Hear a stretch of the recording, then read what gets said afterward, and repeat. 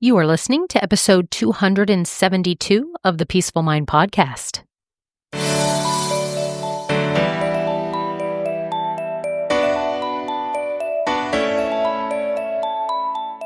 Welcome to the Peaceful Mind Podcast, a place for creating the peace of mind you need to be the best mom you are created by God to be. If you want to bring more balance, more joy, and more peace to your motherhood, this is the place for you. I'm your host, certified life coach and Catholic mom, Danielle Tino. In the name of the Father, of the Son, and of the Holy Spirit, let's get started.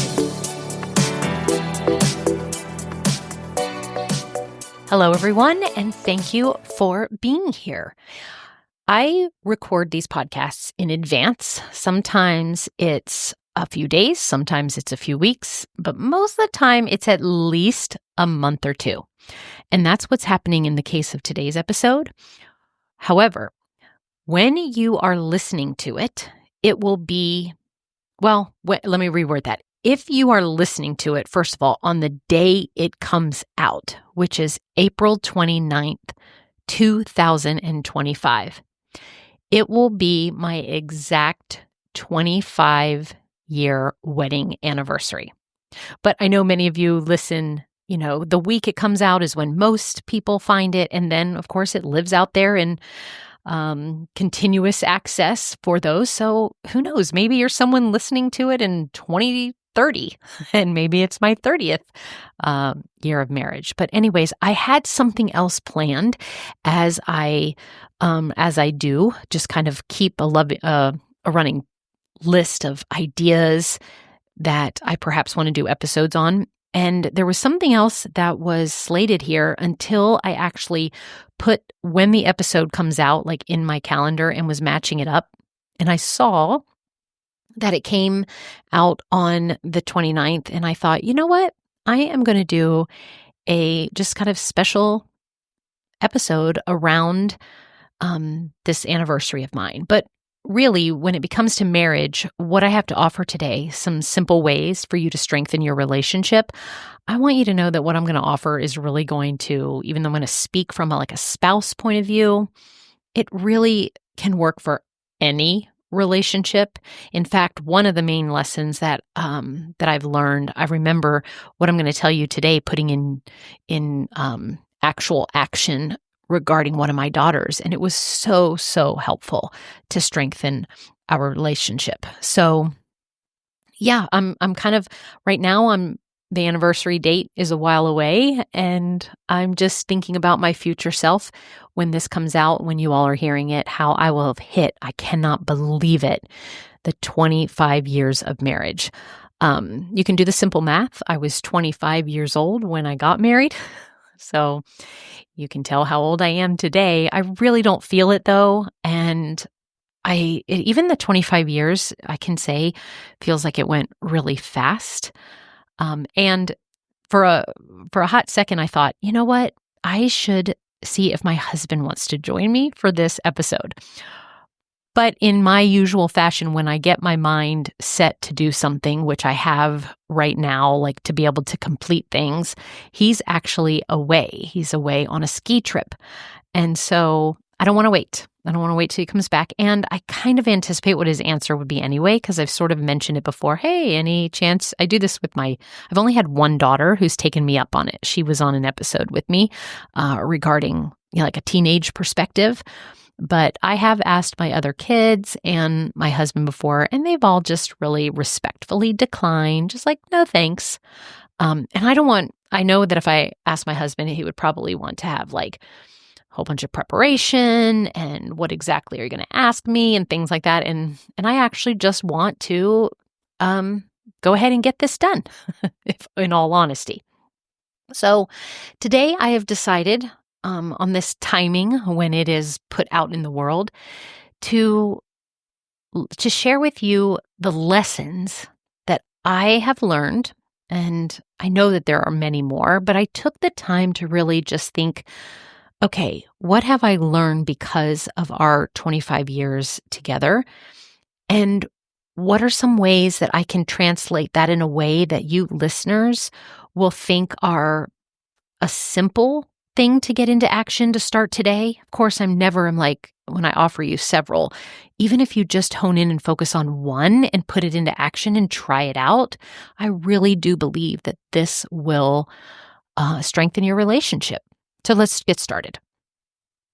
I kind of, again, like I said, I took the time. What I think might be some powerful insights that I've gathered from this 25-year marriage journey that I've been on. And I came up with some ideas, and I just know that these are practical ones that I have put into place. And mostly I would probably say that after I came to the world of coaching is when I can really significantly see that I started putting these lessons into practice.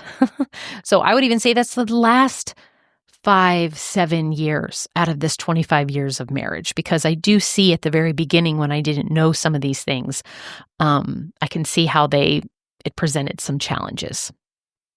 So here's lesson number 1, and that is to keep a running list of what you love about your spouse.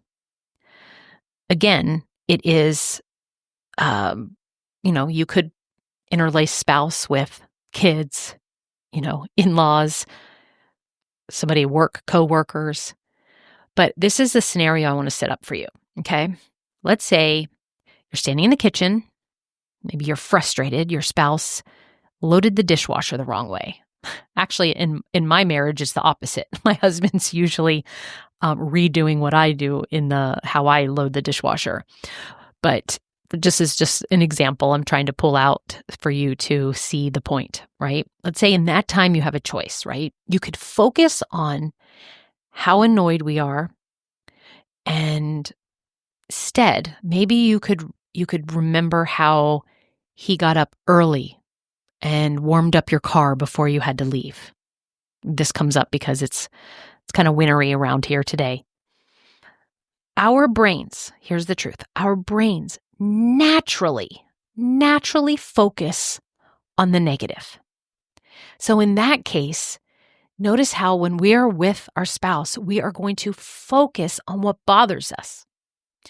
So without intentionally taking the time to note all the good things, right? When we're first married, that's kind of what we're focusing on. We're like, oh, he's so amazing. I love him so much. He's so sweet, right? And then as time goes on, what naturally happens is we fall into those comfortable patterns, but then the brain, it seeks out when you're in the normal, the mundane, and the year after year, it seeks out the negative. So we will find ourselves dwelling on actually what becomes the pet peeves about our spouse, the things that we wished were changed about them. And so this lesson that I have learned is that we want to be deliberate and intentional. And so it might even mean a literal list that you write down, or nowadays, make it tech or online or something like that, right? On our phones, and write down all the things you love about them. Write the things that you think are amazing character traits. Write down an experience or a time that they did something that you liked, okay? So that you can always have a place to go back and remember what it is that you love about them. So maybe this is having a spouse appreciation note in your phone, right? Put the headline, spouse appreciation, every time you think of something. Because at first, your brain might be like, come up with a few, but I want a lot. I want you to send out your brain, give it a job to go find and name all those things you appreciate about them. So when your husband brings you coffee the way you like it, add it to the list. When he takes the kids so you can have a minute to yourself, write it down. When you're feeling frustrated, this list is what becomes your lifeline back to a calm, peaceful, centered place full of gratitude. And it's our job. It is our job to direct what our focus is. And I think that is the first major lesson that I think is a very simple thing to do that I know will create the result of your relationship being strengthened. Okay, lesson number 2. If you want something, give it first. Okay, so this one might surprise you, but if you want something from your spouse, I want you to try embodying it, being an example of it, or giving it to them first. And this isn't like a form of control and manipulation. In fact, it's the opposite. It's what I help teach here about taking full responsibility for your own life, your own emotional life, your own mental life, your own results that you create. And this lesson, if you want something, give it first, is about creating the energy you want in your marriage. So imagine you're feeling underappreciated. Maybe you're thinking, I wish my husband would be more romantic, or he hasn't done anything, a romantic gesture in such a while. Instead of waiting for him to make the first move, which puts you in a place of powerlessness, right? Because that's you thinking he should be doing something. Then I want you to try this. You be the one to make the first move. You leave a note in his car. Compliment him on something specific. If you want a foot rub, offer him one first.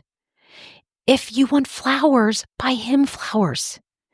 If you want thoughtful texts, you start sending them. It's so amazing how this small shift creates momentum. And how I explain it here with how it works with our result creation process. He then will you will more likely be able to have your spouse think a thought like, oh, that's so sweet, or that's loving, or that's thoughtful, or, oh yeah, I should do that for her too, if you are doing it first, right? Many times, what we call this in coaching, many times your spouse then will start mirroring. That's what we call it. The very things that you give. Okay? So that's lesson number 2. If you want something, give it first. Try it today. Whatever you're thinking he should be doing, or you wish that other person was doing for you, and then what you're making that mean. Like, oh, then he would love me. Then he would be more romantic. Then we'd be more connected. You start embodying it. Take the reins, create it, and then watch how this mirroring may begin to take place. All right, lesson number 3, to strengthen, like a simple way to strengthen your relationship, is to ask more questions than you speak. Ask more questions than you just doing the run-on talking. One of the biggest communication shifts in a strong marriage is asking more questions, because questions help you truly know what's in your spouse's heart, because he's sharing what's going on inside of his mind. And that's actually what you want to find out, as opposed to speaking all the time, talking all the time. Mainly what maybe we could look at that as like nagging, or and I don't mean like ask questions like, when are you going to take out the garbage, right? That's it. I mean like questions like, is there anything I can help you with? Or what's on your mind today? Or what do you think about X, Y, and Z? Right? So picture this. Say your spouse walks in and they're looking stressed, right? Instead of saying, did you pick up the dry cleaning? Or why are you so grumpy? You then ask, when you're thinking about this lesson, what's on your mind today? Or what was the best part of your day? Or is there anything you want to talk to me about? Is there any way I could help you? This small shift what it does is it creates in you a feeling of curiosity instead of assumption making, which usually when that's happening, when we're in the speaking all the time, the telling all the time, making assumptions, it puts the other person on the defense. And I'm offering that one of the lessons I've learned to help keep my marriage strong is to ask more questions, and from a place of really of curiosity, um, of caring, right? And it opens up an entirely new level of connection. So try asking these, like, what's something that made you laugh today? If money and time weren't a factor, what's something you'd love to do? What's something I can do this week that would make your life easier? When we ask more, then we are instructing or assuming your marriage transforms. Okay, lesson number 4. Make requests, then let go of the outcome. Okay, that second part of the lesson is the crucial part. So I'll just jump into this common scenario. Let's say you want your spouse to plan more date nights.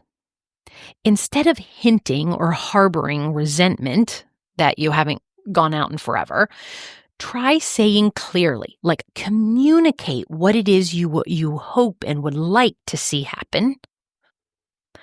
And say something like, I would love it if we could plan a date night together soon. Okay? Then this is the hard part, but this is what I'm asking you to do in order to strengthen your relationship. And that is to then let go of exactly how and when that happens. So if we make a request and then we expect it to unfold exactly as we've envisioned, and I can see how early on, before I followed this lesson, how this tripped me up, because I was in the perfectionist and I was the plan. And I thought if I just said it, like, this is how it should look, this is what we should do, right? Then we set ourselves up for disappointment when we're coming from that approach. But if we make requests, if we make them clear, but we also at the same time do what I call, well, it's a coaching term called holding space. That means that we then kind of let go of any kind of parameters or judgments that we put on with how they receive our requests. So really what we're wanting a space for flexibility, and in so that will strengthen your relationship. So maybe he says, yeah, sure, we can do it. How about, later tonight? And then later tonight, he doesn't feel like it, or he forgets, or something else. That's where you're like, okay, well, let's see, I've made the request. And then you could, ask again, do you want to, try again tomorrow? But really in this lesson, I'm kind of saying, ultimately you want the date night, right? And you have asked if you could plan it together. And then if he gets the answer like yes, and you both do, that's awesome, right? But if the outcome isn't what you hoped, I then want to revert back to lesson 2, which is if you want something, give it first. And then I want to say, can you then take over this? Okay, I'm going to set it in place. I'm going to choose a date or a restaurant, and then I'm going to figure out get the babysitter or something. And then I'm going to propose it to him and say, hey, could you make it here at this time, kind of thing. So think right now, and I've only picked just one example, but right now think about something that you maybe ask of your spouse, and then you think, just because you asked, okay, now this is how they should then pick up and answer me and make things go forward. And I just want to say, sometimes that will happen, and that's wonderful. But to hold your peace, I want you to also practice, once you make the request, then let go of what you think the outcome should be, and maybe perhaps you then take a different perspective or different approach to move forward to get the result you want. All right, lesson 5. Love is always the best answer. Okay? I learned this lesson. When I first figured out how crucial our feelings are into the actions we take in our lives. In a nutshell, when we feel better, we do better. When we feel bad, we usually get negative results. So knowing we have a choice how we feel, because our feelings come from our thoughts, and God gave us this brain to be able to choose to think anything we want. So in our scenarios, our challenges in our relationships, the issues that come up, the roadblocks, the speed bumps, however you want to describe it, because it is a part of two humans cohabitating and their life coming together. There will be these struggles.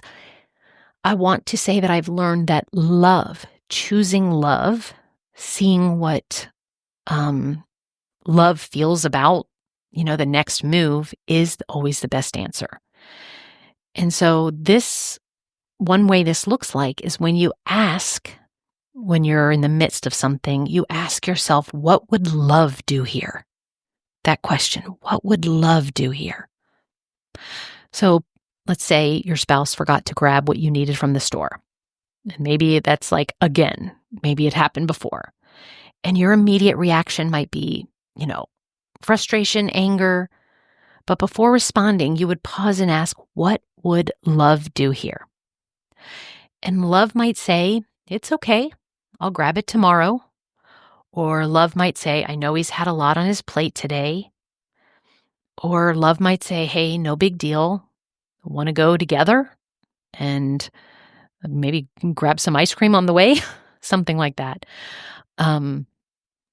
This mindset shift of what would love do here really just softens your reactions, and it opens up space in your brain to go find some solutions that are usually more peaceful ones, more calming ones, more uplifting ones.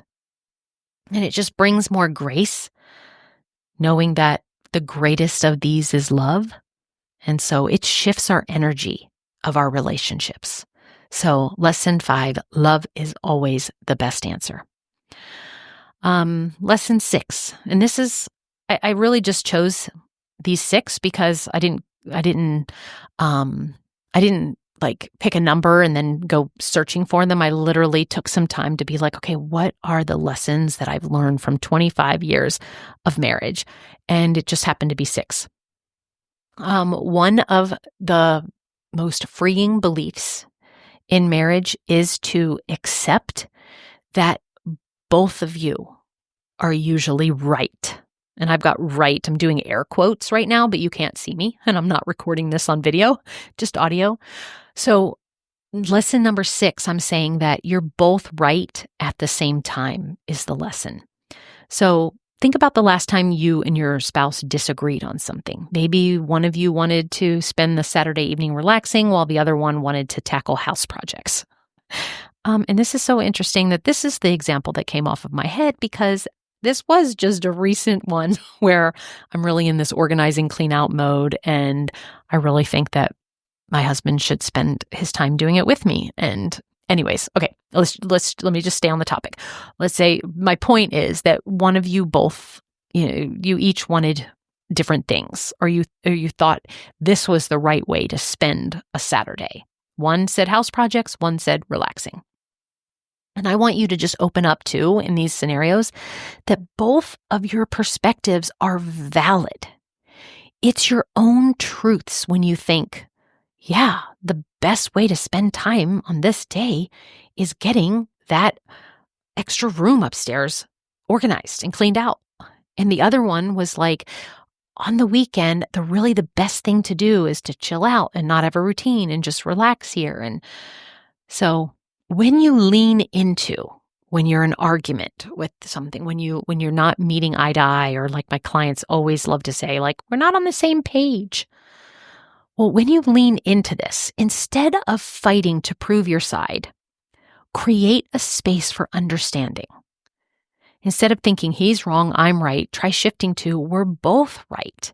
We're just right in different ways, or we're right in that whatever we choose to think is right for us is actually right. There's not like this universal, this is what you must do on Saturdays. This is the truth of what a Saturday, activity needs to entail.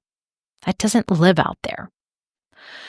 So you want to ask yourself, what would it be like to try it his way this time? Or you say, how is he right about this? That's a beautiful thing to loosen up your mind. How is he right?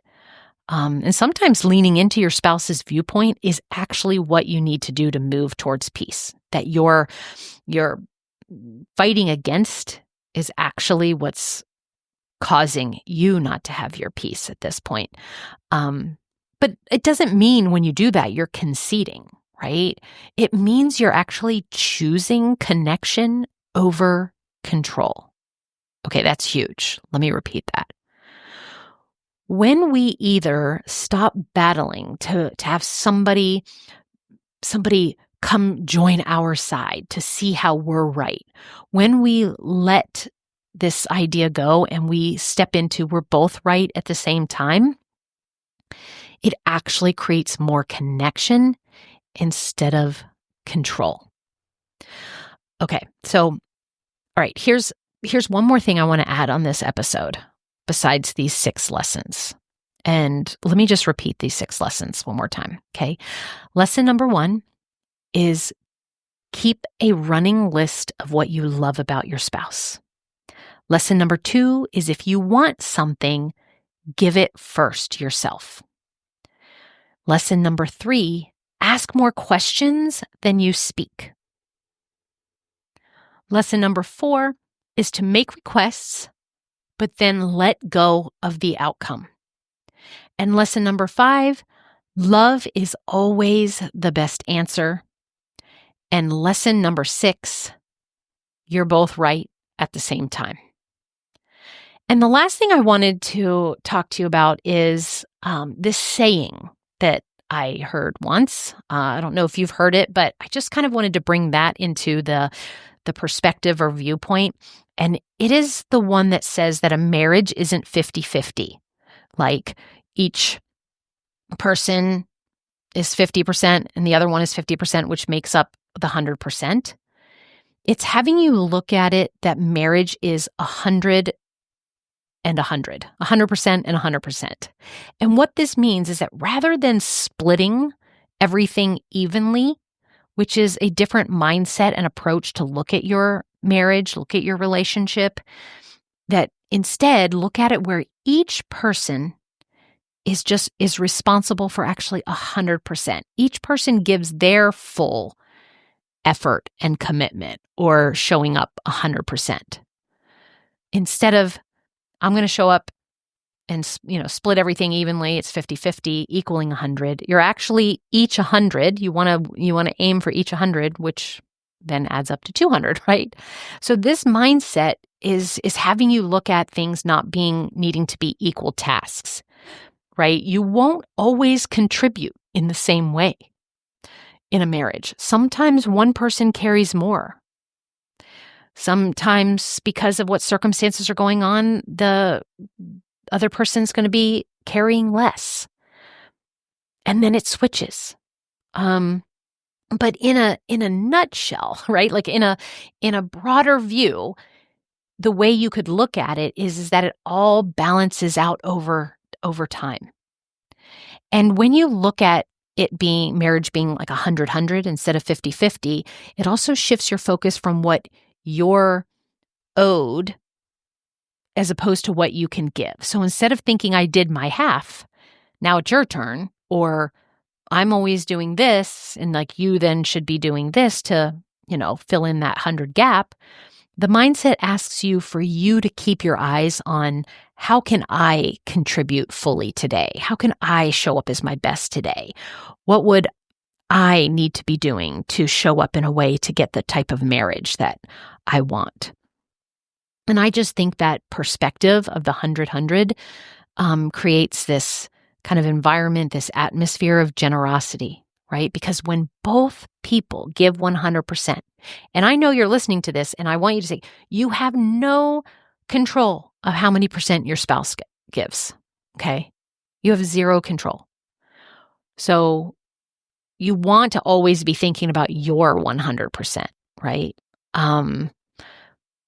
But even when life isn't perfectly balanced, right, you can create and show up as the spouse you want to be if you're looking from a mindset of, I'm going to give 100%, right? Okay. So remember, these insights are coming from somebody who has been in a marriage for 25 years, someone who has seen what I'm offering you today work beautifully in my own relationships, not just my marriage. It has been offered, these lessons have been offered to my coaching clients, and it has brought them great results. And as always here, I'm just offering you options, ways of looking at life, some tools, some strategies, but it's up to you to put them into action. And so there might be something that you heard today. You don't have to do all 6, right? Which one do you think would be the easiest, the simplest, or one that resonates with you a little bit more that you want to just try out, right? Go ahead and do that with the knowing that he doesn't have to change. He doesn't have to do anything else, but it is so in your power to take some simple steps and actions to be able to strengthen your marriage over time. And so before I wrap up, I just want to just take the time to give a little bit of gratitude to my husband, who has been a wonderful partner, that I remember the leap of faith that it took, and I'm so glad I did. He has turned out to be so wonderful. And there's so many more things that I can go right now and add to my gratitude list in my phone about him, right? Lesson 1, my running list, my spouse appreciation note. Now that I've done this episode and thinking about him as I'm talking here, I'm going to go add some more to that list. But I don't think he listens to any of these podcast episodes, so I really doubt it, but I'm just going to say thank you, honey, for a wonderful 25 years. I love you. Happy anniversary. And here's to 25 plus more. And thank you all for listening. Thanks for indulging me in this little anniversary celebration. And I really do hope that these lessons shared today will help strengthen not only your marriages, but any relationship. As always, let me know. Was there one that really resonated? Is there one that you're willing to try out? And afterwards, let me know how it yielded positive results for you. I love to hear feedback. And if you know somebody else who could benefit from this episode, please share. I know it's very easy these days to copy a link, send a text, say, hey, I was thinking that maybe you might want to hear this, or thought it might be helpful. All right, everyone. Thanks so much for being here. I love you all, and have a great week. Peace be with you always.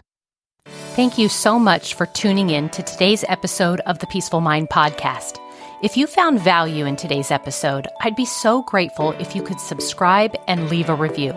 It not only supports the podcast, but ensures you don't miss out on future episodes packed with insights and tools to create peace of mind in your busy mom life. And if you're of the Catholic faith like me, or any Christian mom seeking to feel better in any area of your life and to show up more calm, connected, and confident, I can help. Become an empowered mom who knows how to bring about the changes you desire, no matter the circumstances. Whether you need one-on-one guidance to get there, prefer a group coaching program with like-minded women, or a self-study course, I've got you covered. Explore my private one-on-one packages, join my Busy to Balance group life coaching program, or delve into my signature course, Divine Time. To find out which path is right for you, let's meet and see what's the best fit. Schedule a free call with me at danielleteenel.com or send me a direct message on Facebook or Instagram at Danielle Tienel Coaching. And also, don't forget to get your copy of my book, The Cyclone Mom Method, How to Call on Your God-Given Power to Remain Calm, in Control, and Confident as a Busy Mom. Dive into the digital and bonus audio version when you go to book.danielletienel.com/new-book. You'll find all the details in the show notes too. Until next time, peace be with you always.